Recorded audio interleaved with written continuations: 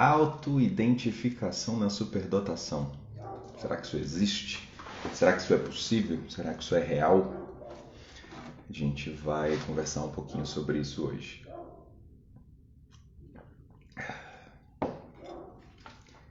Boa noite, bem-vinda. Aproveitar enquanto o pessoal está chegando, mandar aqui uns aviõezinhos.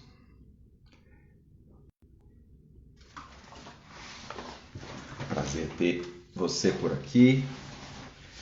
Para quem vai assistir depois, espero que seja um momento agradável. Boa noite, bem-vindo.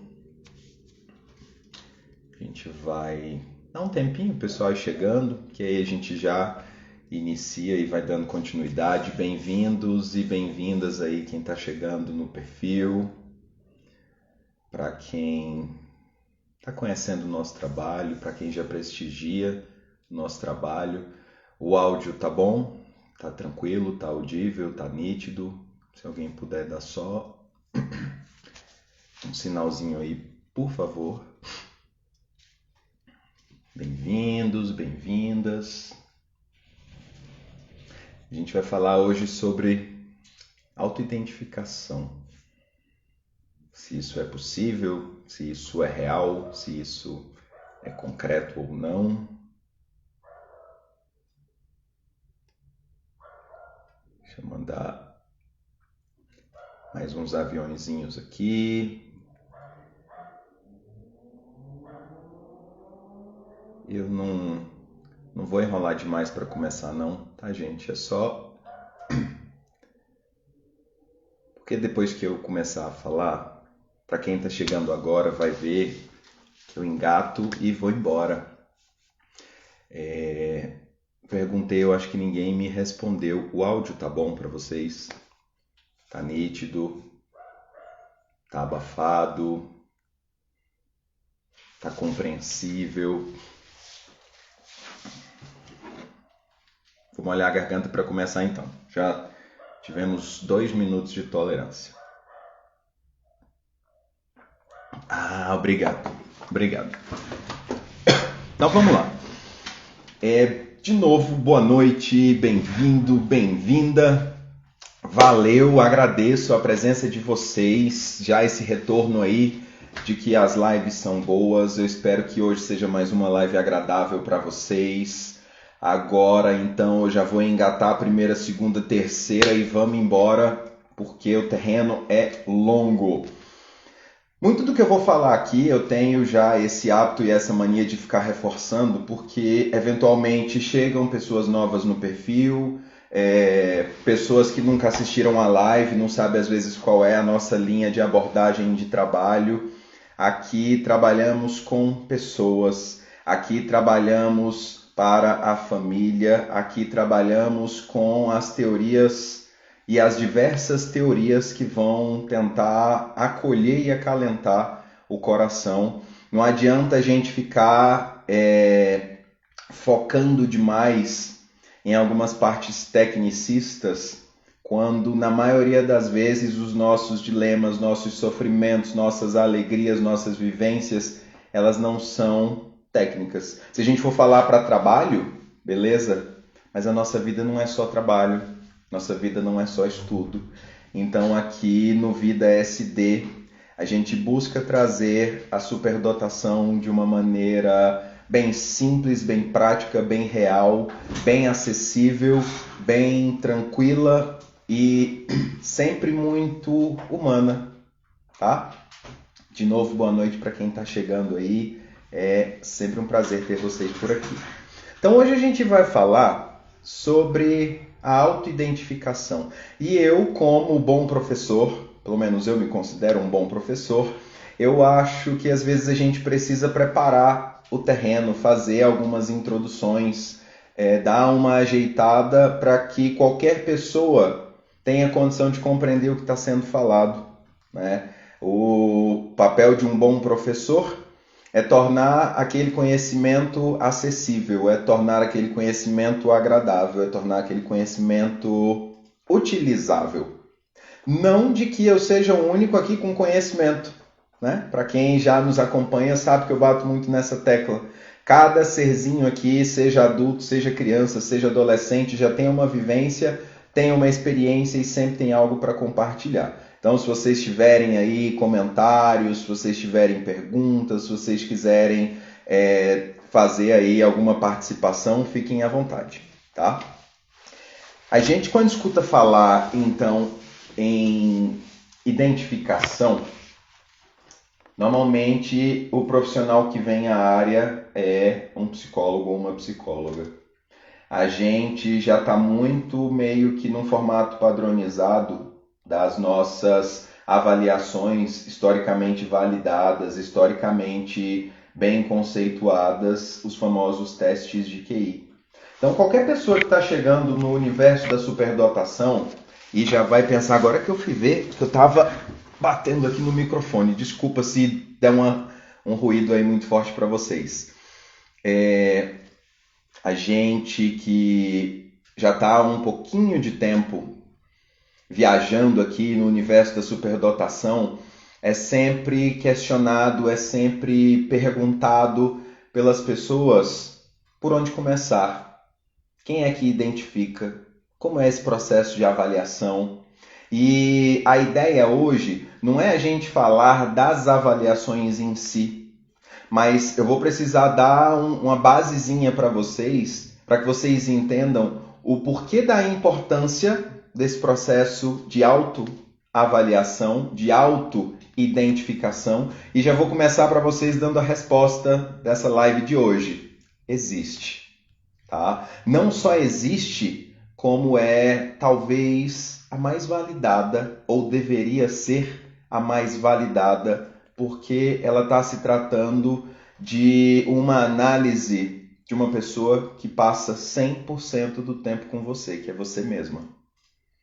A gente vai passar pelo olhar de um especialista, um psicólogo, uma psicóloga, a gente vai passar pelo olhar de uma pedagoga, uma psicopedagoga, ou um professor especialista, a gente vai passar pelas mãos de um neuropediatra ou de qualquer outro profissional que seja, que eventualmente possa ter conhecimento sobre altas habilidades e vai poder fazer uma análise, um processo de identificação, mas esse olhar vai ser sempre externo. E esse olhar externo ele vai estar sempre voltado pelo que pode se materializar, pelo que pode se concretizar, seja através de um raciocínio que vai ser exteriorizado, seja através de uma demonstração de uma excelente memória, seja através de um processo de construção de uma obra, uma pintura, um desenho, algo, mas vai ser sempre algo externo. Quando a gente fala, então, aqui do processo de autoidentificação, a gente está falando de um processo de observação interna, das inquietações, do processo, dos planejamentos, dos pensamentos, das confusões, das angústias, e como a Márcia acabou de colocar aí, esse processo de avaliação externa, ele vai acabar pegando um recorte, um pedaço, um momento.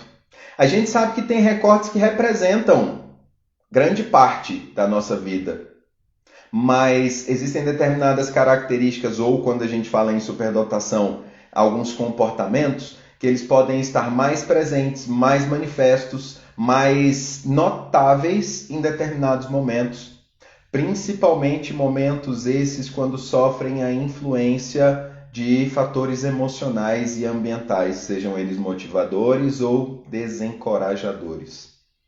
Então, para quem já nos segue, sabe que nós aqui tratamos inicialmente a pessoa, observamos inicialmente a pessoa. Uma pessoa que apresenta manifestações da sua inteligência acima da média, dessa sua habilidade que em algum momento ou por algum olhar chamou a atenção, porque normalmente não somos nós que nos percebemos, são outros. O olhar vem externo.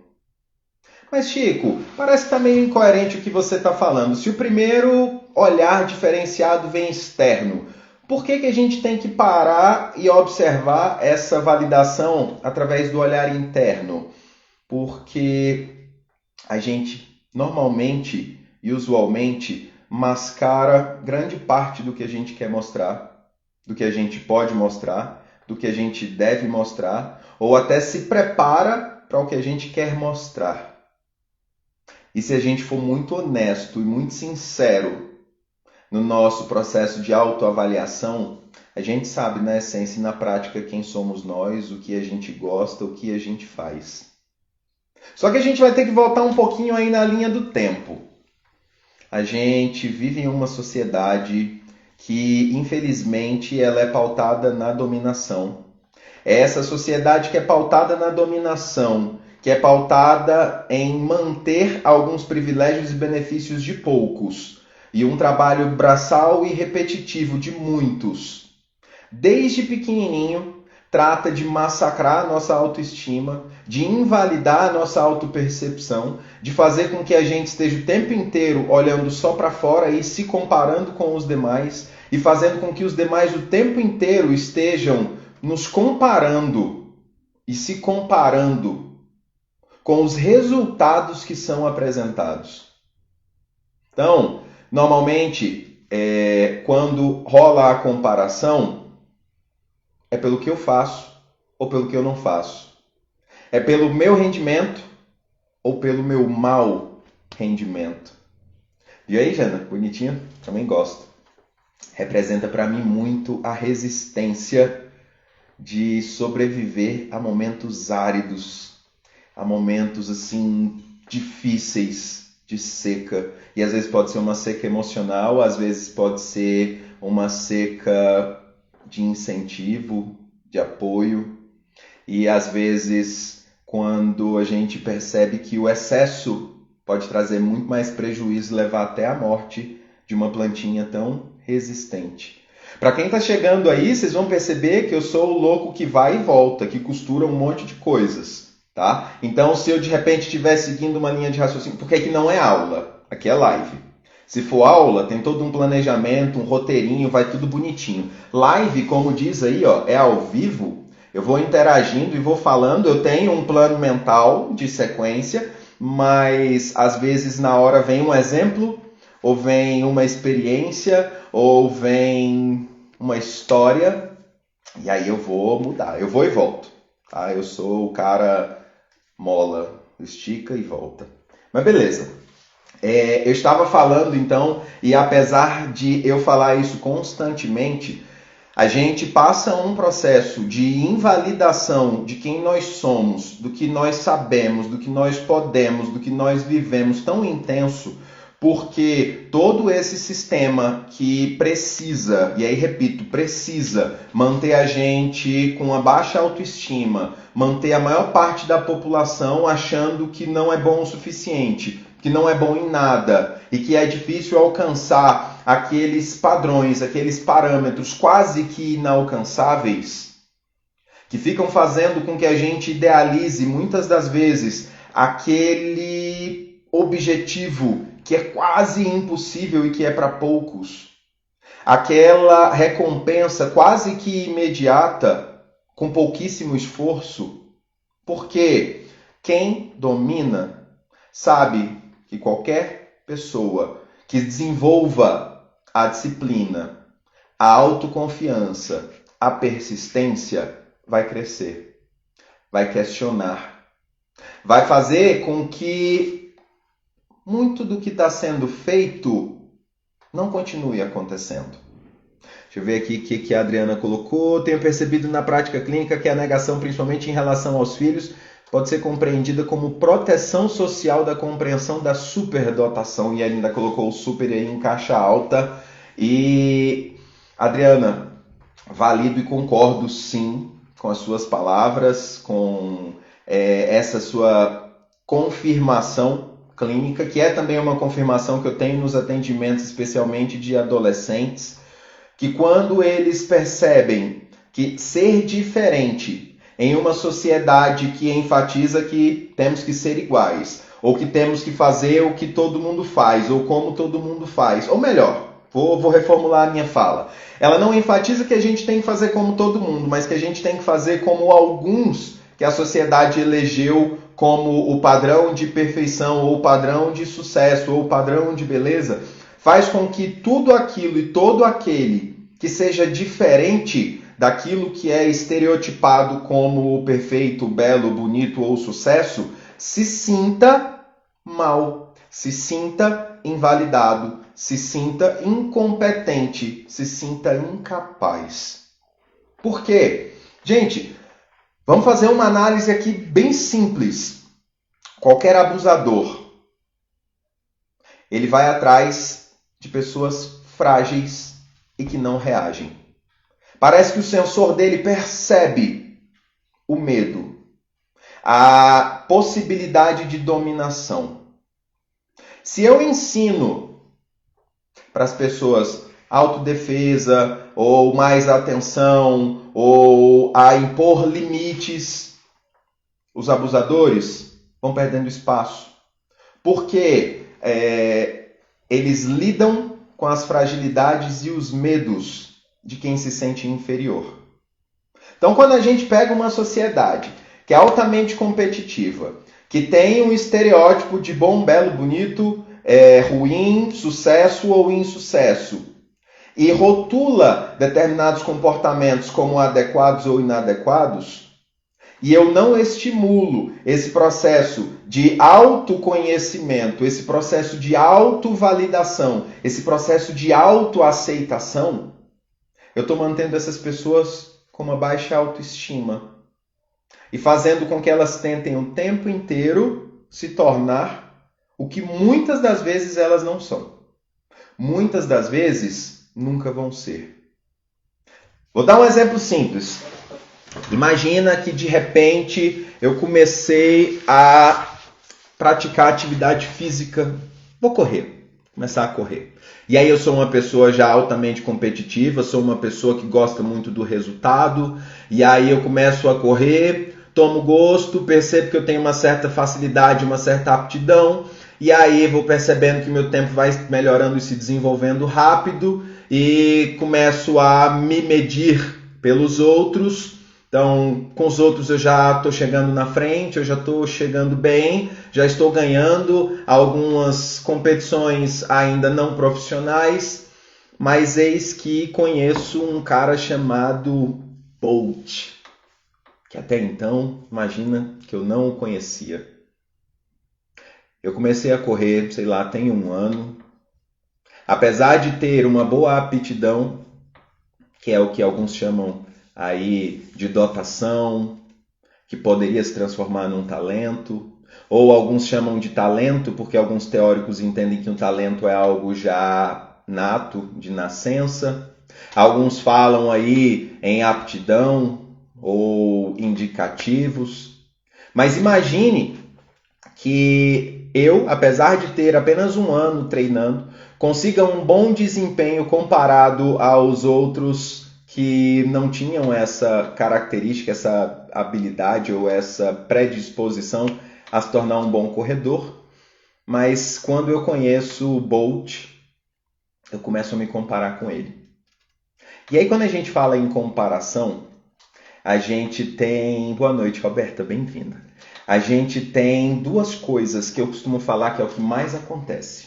E se vocês pararem para pensar e analisar, não estou aqui querendo concordância nem validação.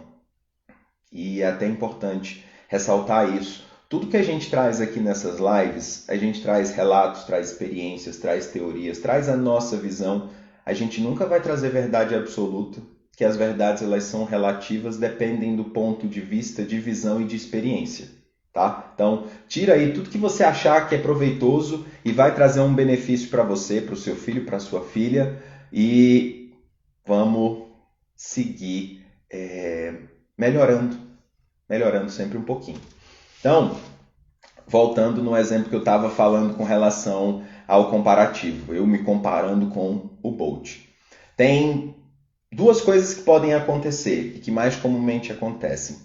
Quando eu me comparo com pessoas que não têm o mesmo nível de desempenho que eu e que eu ganho facilmente e eu não tenho nenhum outro parâmetro de competitividade que me supere, é muito comum, principalmente quando eu ainda estou muito imaturo, tanto emocionalmente quanto neurologicamente, eu me achar o top das galáxias, o melhor do universo, que eu arrebento sempre e que eu tô, uau, sou o melhor do mundo. Por quê? O meu parâmetro de comparação absolutista com quem não consegue chegar ou ter o mesmo nível de desempenho que eu, ele é desproporcional. E enquanto eu sou emocionalmente imaturo, eu não tenho noção de observar pelo olhar do outro ou pelas limitações do outro.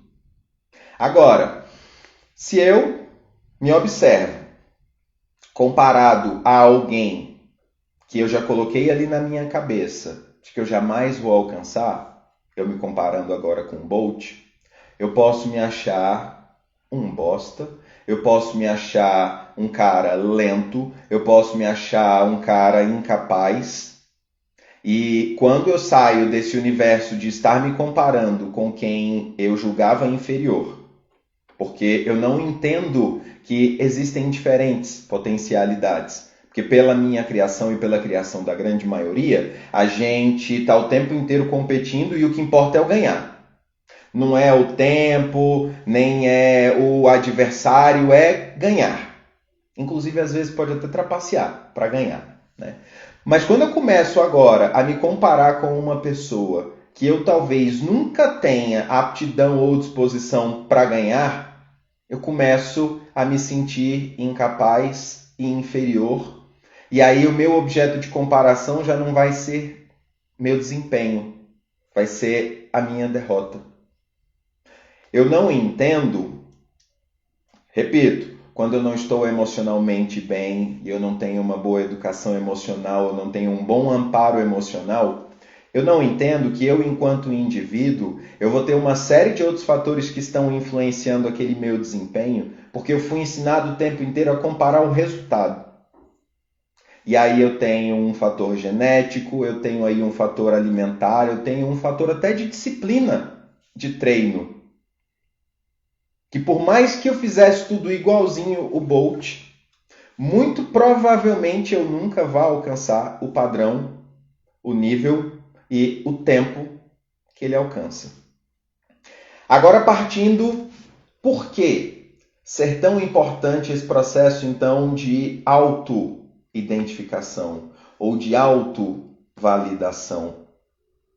Quando eu estou falando aqui em processo de auto-identificação, acredito que um monte de gente quando chegou aqui, que até já saiu, eu vi que um monte de gente entrou e saiu, ficou pensando em ferramentas, em checklist, em testes, em estratégias para eu poder me validar baseado em uma lista externa, baseado em um padrão de comparação com os outros, baseado no olhar de um terceiro, que fez uma lista, que fez um teste ou que fez um processo de avaliação.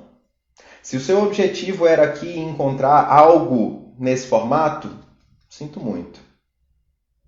O processo que eu vou trazer para vocês para falar de auto-identificação, ela vai de um processo, de um olhar tão acolhedor, tão natural e tão verdadeiro da sua essência, de quem é você, dos teus gostos, das tuas aptidões, das tuas áreas de interesse, e que às vezes essa tua aptidão, essa tua habilidade, essa tua área de interesse, ela não vai servir de nada para o mundo.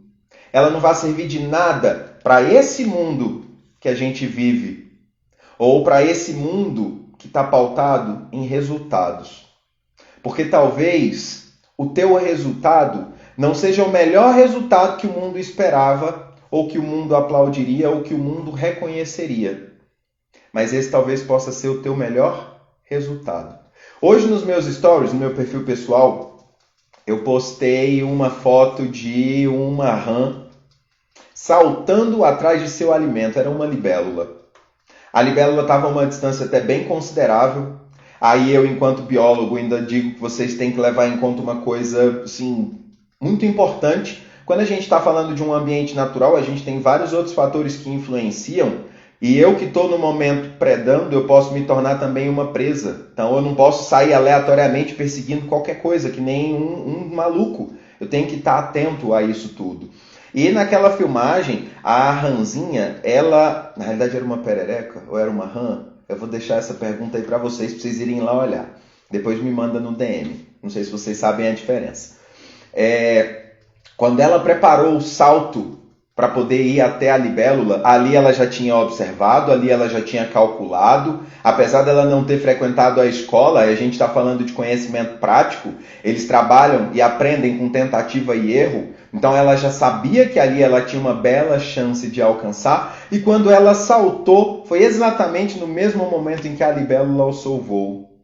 E apesar de ter sido um salto maravilhoso, gigantesco, com a língua já quase alcançando onde a libélula estava, foi infrutífera aquela tentativa de caça, de predação. Se a gente for observar só o resultado, a gente vai falar, ela falhou. Porque nossa sociedade ela está muito voltada para aplaudir os acertos. E não as tentativas, e não o crescimento, e não a experimentação. Aquela rãzinha, ou aquela perereca, eu vou repetir, vai lá ver o vídeo, depois me fala o que você acha que é. Ela certamente vai ter um bom nível de assertividade. Ela vai conseguir se alimentar bem, porque aquele salto que ela deu foi foi um bom salto, poderíamos dizer assim. Mas quantos de nós que vivemos nessa sociedade pautada em resultados, às vezes damos grandes saltos, ou fazemos o nosso melhor, temos o nosso melhor desempenho, só que o resultado não é alcançado. A gente não ganha uma medalha de ouro, a gente não bate o recorde da prova, a gente não gabarita e nem tira 10, a gente não é aprovado naquele vestibular, ou não alcança o resultado esperado e já estereotipado de um superdotado ou de uma superdotada. Como que a gente se sente? Como é que isso toca o seu íntimo? Porque, na maioria das vezes, essas pessoas não foram ensinadas a se acolher, a se autovalidar. Esse processo de autoidentificação, ele não vai trazer para vocês uma avaliação estruturada.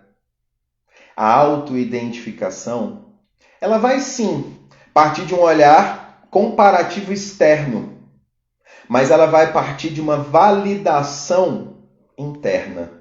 E essa validação interna é natural, que ela só vai acontecer quando a gente começar a se acolher, quando a gente começar a se aceitar, quando a gente começar a aplaudir também as nossas quedas. Porque se a gente ficar o tempo inteiro só esperando o bom resultado, ninguém nunca seria superdotado. Qual que é um outro ponto muito significativo que a gente precisa ter bastante atenção? Quando a gente fala em superdotação, o estereótipo que a mídia passa, de novo, olha só, voltado no resultado, é daquelas pessoas que alcançaram a aprovação nas melhores universidades, é daquelas pessoas que conseguiram concluir o mestrado e o doutorado num tempo reduzido, são aquelas pessoas que conseguiram criar, inventar e produzir coisas que geram lucro ou que salvam vidas. Ninguém costuma levar para um quadro na televisão aberta e popular aquela senhorinha que conseguiu dar um jeito na falta d'água na sua região, lá do Agreste. Ninguém leva para um programa de televisão e nem aplaude uma professora lá da cidadezinha do interior, sem atualização do material didático, que consegue, com muito afeto, acolhimento e carinho, alfabetizar um monte de crianças malnutridas, mal alimentadas. Porque a grande parte dos resultados buscados são lucrativos, são grandiosos. E não é todo mundo que vai conseguir alcançar um resultado grandioso. Porque apesar de muitas das vezes eu ter grande potencialidade, Às vezes, o ambiente não é fértil. Não adianta eu esperar, por exemplo, colher de um cacto, deste cacto, uma melancia. Ou, lá vou eu com o meu exemplo repetitivo. Para quem já me viu em outras lives, talvez já ouviu esse exemplo várias vezes, de um professor que eu admiro muito, chamado Clóvis de Barros Filho, que ele traz em uma palestra que foi gravada e depois foi reproduzida na internet, a tristeza e a insatisfação de um pé de goiabeira passando a vida inteira frustrada tentando produzir jabuticaba, porque falaram para ela que jabuticaba é a fruta da vez. Que a jabuticaba é a fruta do sucesso. A jabuticaba é a fruta da exportação. A jabuticaba é a fruta das curtidas e dos compartilhamentos. E aquele pezinho de goiaba, dando goiabas, ao comparar seu fruto com o outro, fala, não tá roxo ainda. Tá muito grande. Não tá brilhoso.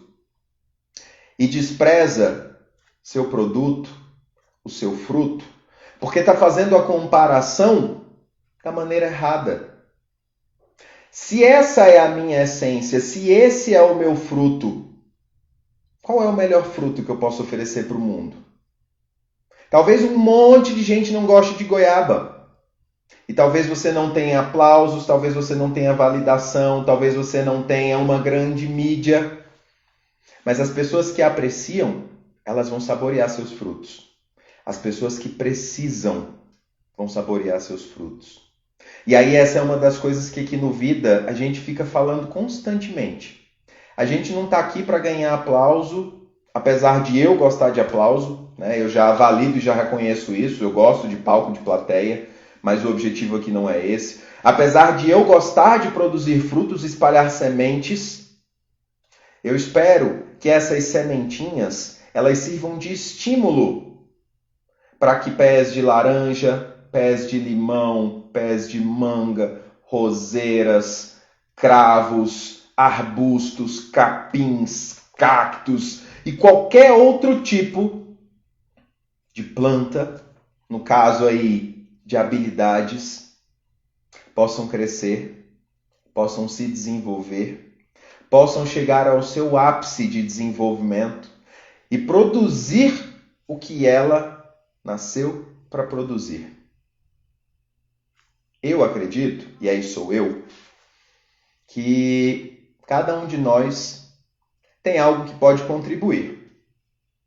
Seja emocionalmente, seja intelectualmente, seja na liderança, seja na religiosidade, seja na culinária, seja lá no que for. A gente tem algo com que pode contribuir. E esse algo com que a gente pode contribuir, se for na nossa área de habilidade, se for na nossa área de interesse, vai fazer tão bem para a gente quanto faz para os outros. E aí, a gente vai passar a receber mais visitas, mais elogios daqueles que apreciam os nossos frutos. É óbvio, gente, que vai passar muita gente ainda e vai falar, só um pé de goiaba? Mas aqueles que curtem já conhecem teus frutos, vão continuar acompanhando você.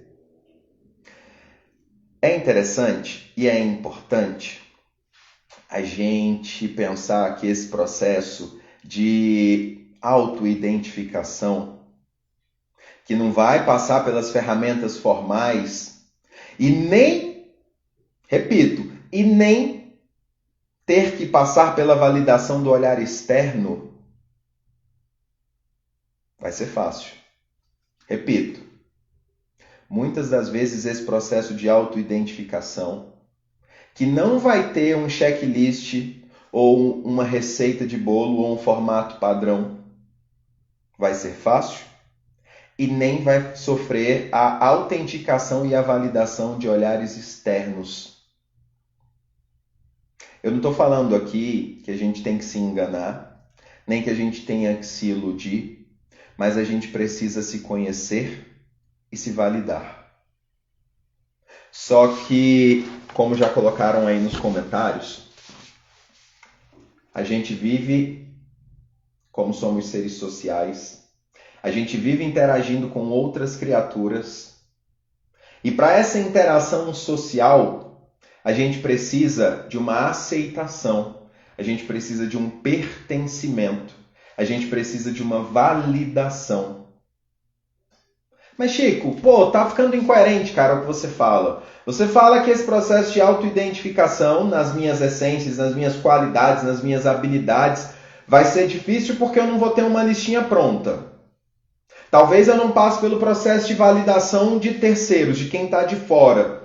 Porque o meu processo de identificação não necessariamente vai passar pelos resultados. Porque talvez os resultados apresentados não sejam aqueles resultados validados e aplaudidos pela sociedade externa. Mas você está falando também que a gente precisa dessa validação para se sentir bem, para se sentir aceito, para se sentir visto. Sim. E aí outra coisinha que a gente precisa aprender a fazer é a identificar de quem nós vamos dar importância nesse processo de validação. Gente, sem dúvida, sem erro, alguém vai perceber, seja por conexão, seja por um olhar atento, as nossas potencialidades. Só que às vezes o olhar daquela pessoa nós não validamos.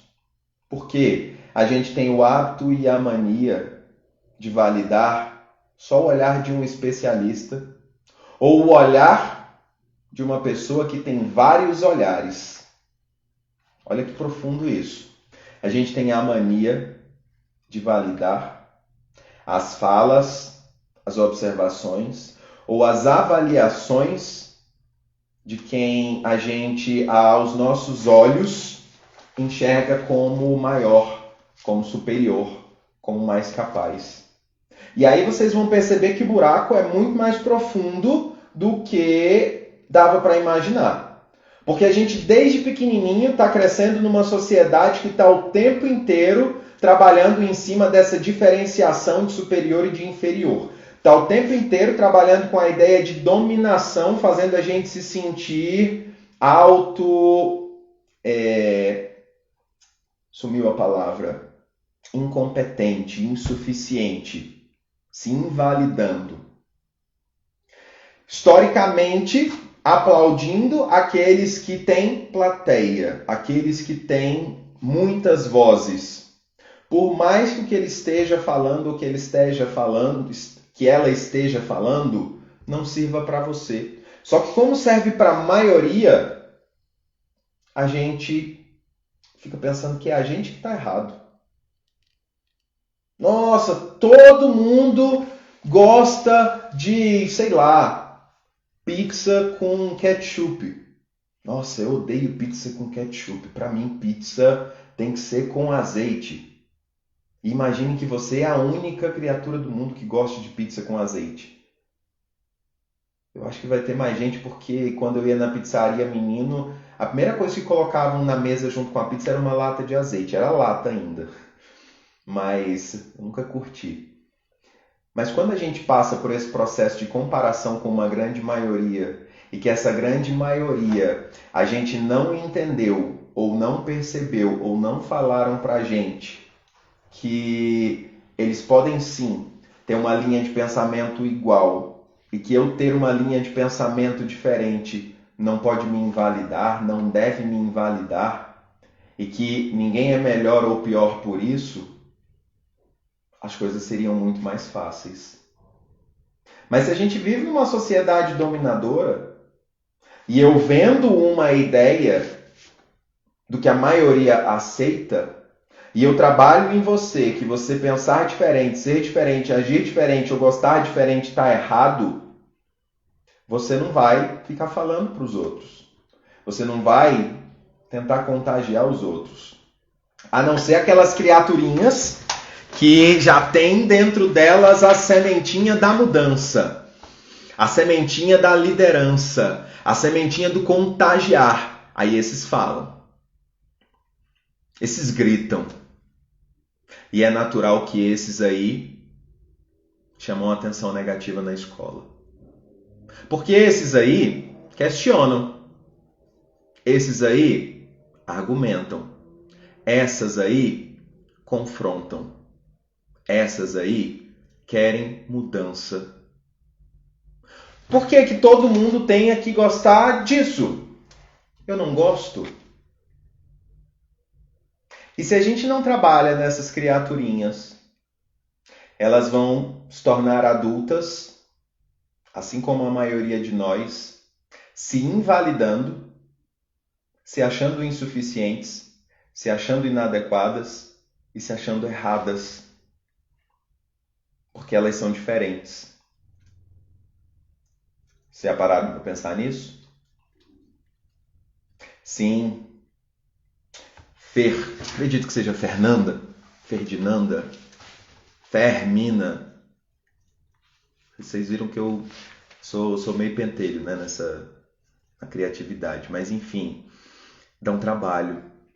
Dão muito trabalho. Porque nós temos dentro da nossa sociedade um termo que talvez a maioria de vocês aqui já tenham escutado, que são os neurotípicos. Ó, Fernanda. Não se sinta mal com a minha brincadeira, tá? Nós temos um grupo que inclui a maioria dos seres humanos chamados de neurotípicos. O que são os neurotípicos? São as pessoas que têm um padrão de desenvolvimento muito semelhante. E nem esses são iguais, tá? São semelhantes.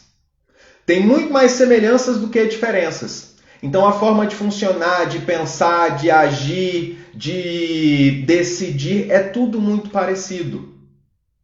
Óbvio que até nos neurotípicos outros fatores influenciam.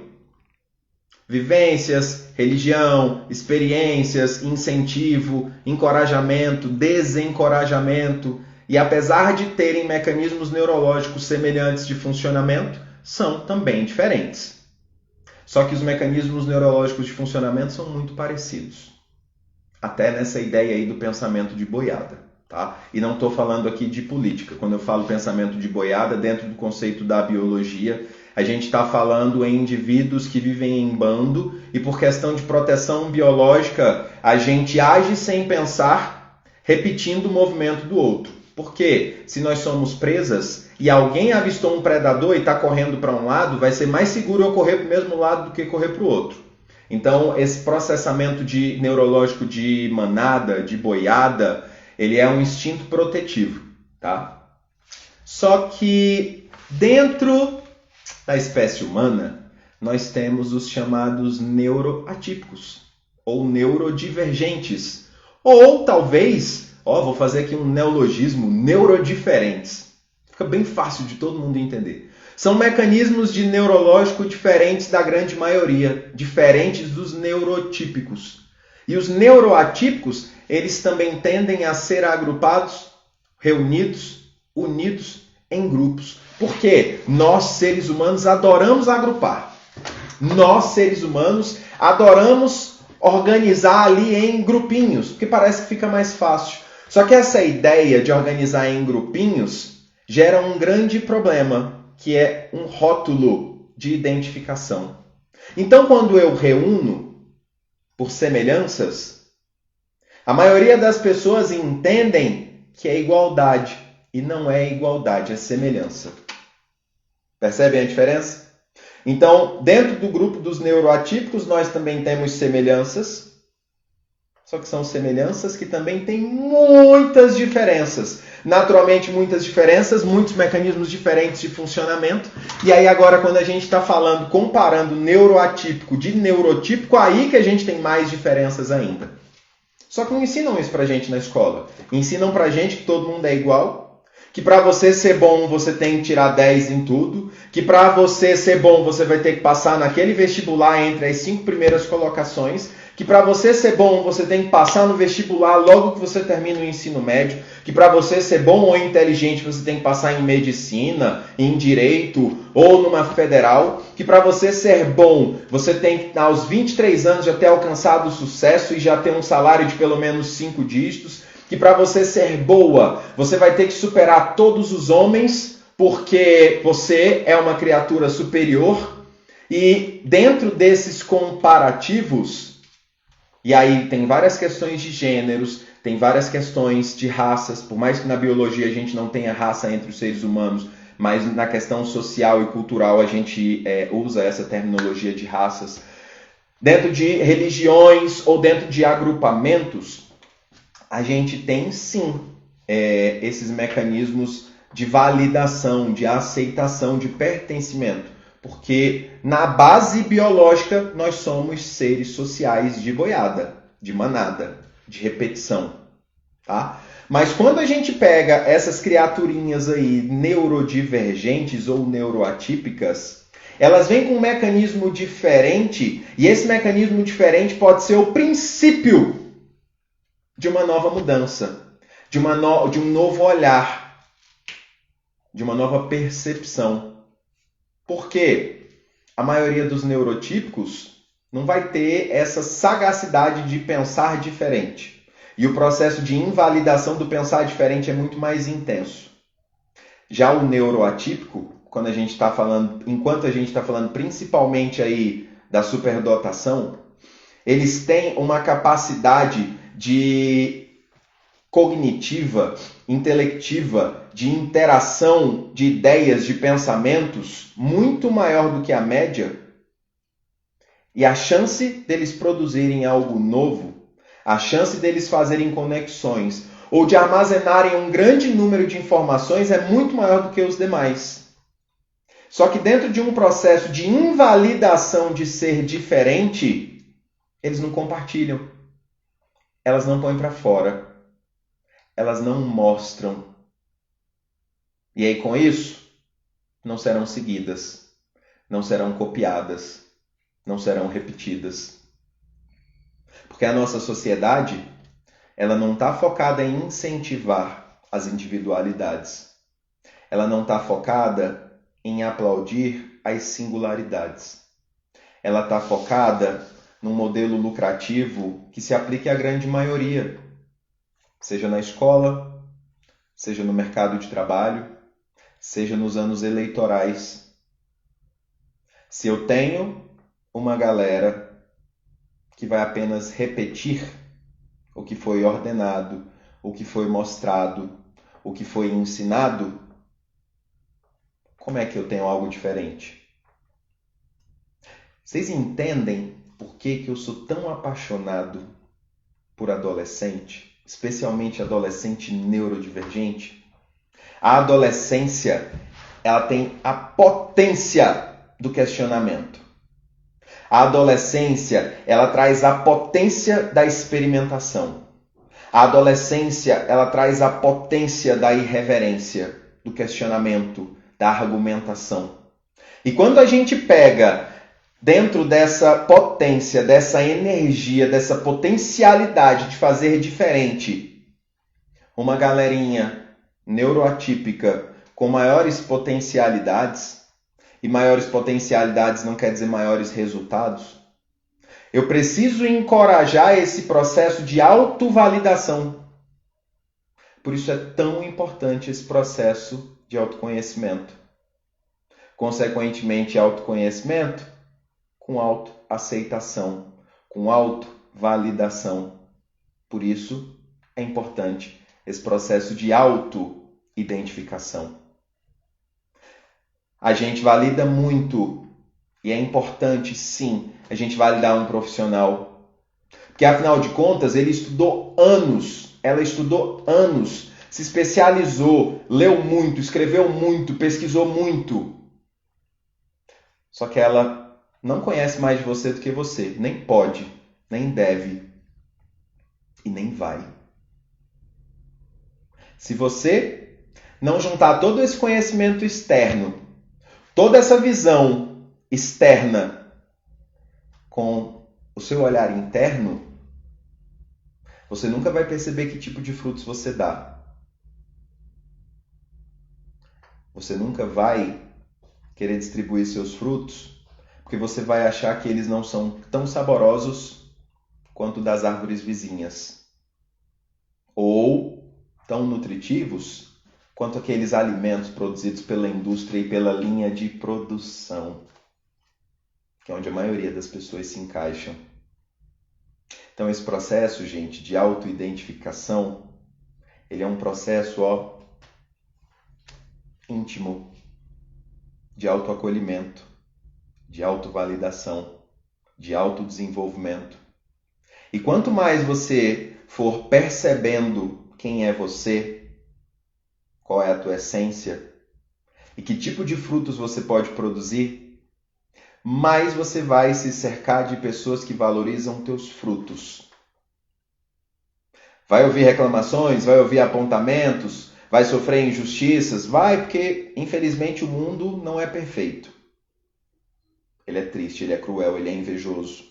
Porque a maioria das pessoas quer comer os frutos sem cuidar da árvore. E aí vão tacar pedras para poder tirar seus frutos. Vão pegar teus frutos e vão vender. E ainda vão botar o rótulo deles ao redor dos frutos que você produziu. E talvez, em algum momento, em algum dia, você receba o reconhecimento. Talvez. Mas vocês já pararam para analisar que na sociedade onde a gente vive, muitas das vezes o reconhecimento do que é realmente bom, ele vem muito tempo depois. Então, às vezes a gente vai ter que se preparar para dar frutos e não receber nenhum aplauso nem nenhuma moeda por isso.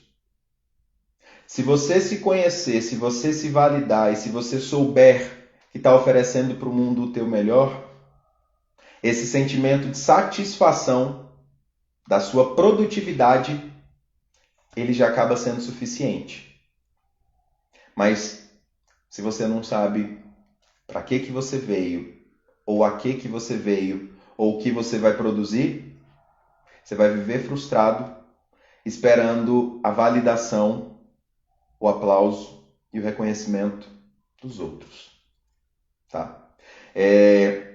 A gente já vai começando a fazer um fechamento, eu não vi nem que horas são, mas eu já comecei em outras lives. A ideia é que a gente faça aqui uma pequena exposição de 40, 50 minutos, que não passe de 1 hora, mas queria reforçar para vocês, gente, que esse processo de viver com a superdotação, de experienciar a superdotação, eu enquanto pai, Lívia enquanto mãe, nós somos os sócios fundadores do Vida SD, atendendo jovens, famílias, mães, principalmente mães, porque muito pai foge, muito pai passa o trabalho para a mãe, puxem a orelha dos maridos de vocês, tragam aqui para a próxima live, mas esse processo é um processo coletivo, é um processo de acolhimento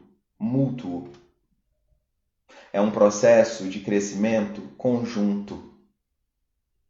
Não adianta a gente querer trabalhar uma única coisa, que historicamente é o que a maioria das pessoas fazem, inclusive a maioria dos profissionais, de focar só na habilidade e nos resultados que aquela habilidade vai gerar, ou na expectativa do que aquele resultado pode gerar.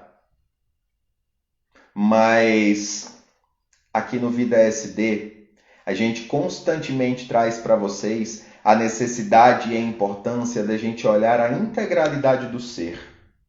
A pessoa que tem a habilidade, mas a pessoa que também tem as frustrações, a pessoa que também tem as dificuldades, a pessoa que também tem as experiências boas e ruins do mundo, a pessoa que tem quem ama perto, a pessoa que não tem ninguém que ama perto, a pessoa que quer crescer, mas que vive numa sociedade tão injusta e comparativa que acha que nunca vai poder se tornar aquilo que a sua essência lhe permite ser. Então, com os jovens, a gente trabalha muito dentro do Germinação e do Mentoria, que é o atendimento individual, esse processo de acolhimento, de autovalidação, de autoaceitação para que possam se desenvolver. A gente tem também, acontece aos sábados, o Família. Família é um grupo de acolhimento para a família. E é interessante até porque a gente costuma falar que mães, principalmente, como eu já coloquei, e todas vocês sabem, é quem na maioria das vezes acompanha a vida escolar, essa parte de cuidado dos filhos, a criação parental, normalmente ela é quase que exclusiva à mãe. Ainda bem que hoje a gente tem alguns pais aí que estão topando dividir um pouco mais esse papel, né? Então, dentro do Família, a gente traz esse processo de acolhimento, de validação das mães e dos pais, que na maioria das vezes se sentem sozinhos, travam batalhas sozinhos. E que às vezes quando encontram um profissional, se for um mau profissional, putz, chega, dói o coração. Às vezes joga eles em jaula com leões. Se for um bom profissional, acolhe, valida, estimula, apoia e faz com que muitas das vezes essa família se sinta bem. Só que na prática, a maioria dos profissionais trabalham com recortes, com pedaços. Seja a avaliação, seja um relatório, seja um PEI, seja um te vira, seja um vai lá. E já percebemos o tanto que é importante a gente poder ser ouvido e ouvir outras mães, outros pais que estão compartilhando momentos e situações parecidas com as que a gente passa. Parecidas, muitas das vezes, em sofrimento, em dificuldades. Por quê? A maioria das pessoas gosta de mostrar para o público externo só a parte bela da vida. Entra no Instagram dos outros aí, é foto na beira da praia, é um cafezinho na cafeteria massa, é o chantilly, é o chocolate, é um passeio. É um estudo, mas é um estudo com um professor massa, é alguma experiência positiva. A gente não costuma ver as pessoas compartilhando as dores, as dificuldades, as desilusões, as desaprovações e as invalidações. Então, quando a gente tem um espaço acolhedor, respeitoso, que abre essa intimidade das nossas casas para outras pessoas que têm casas muito semelhantes às nossas e que entendem esse nosso processo de sofrimento sem invalidar, sem achar que é frescura, sem achar que é exagero, porque, poxa, você tem um filho super inteligente, você devia estar agradecendo. E quem tem um filho deficiente? Ah, mas você tem condições de desenvolver teu filho, esse gêniozinho aí, esse futuro Einstein. E esse daqui, que tem TDAH, e aquela dali, que não consegue ouvir porque é deficiente auditiva. E invalidam as suas dificuldades. Tem uma coisa, gente, que para mim faz muito sentido. A gente não tem que comparar as dores e as batalhas dos outros com as nossas. Cada um é único e cada dor é única. E a sua dor é a que dói em você. Não é a dor que dói no outro. Então, do mesmo jeito que você não quer que invalidem a sua dor, não invalidem a dor do outro. Não julguem.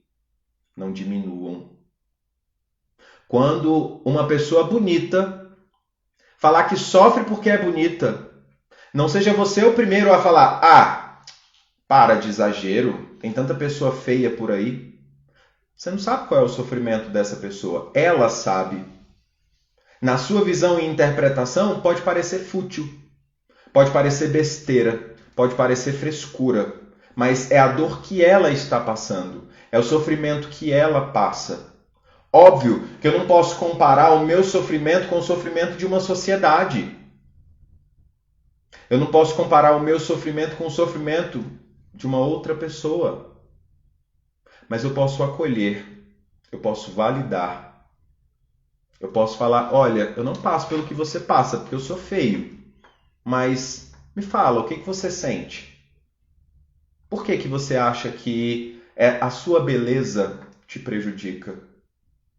Por que isso te dói? O que eu posso fazer para te ajudar? Como eu posso te ajudar?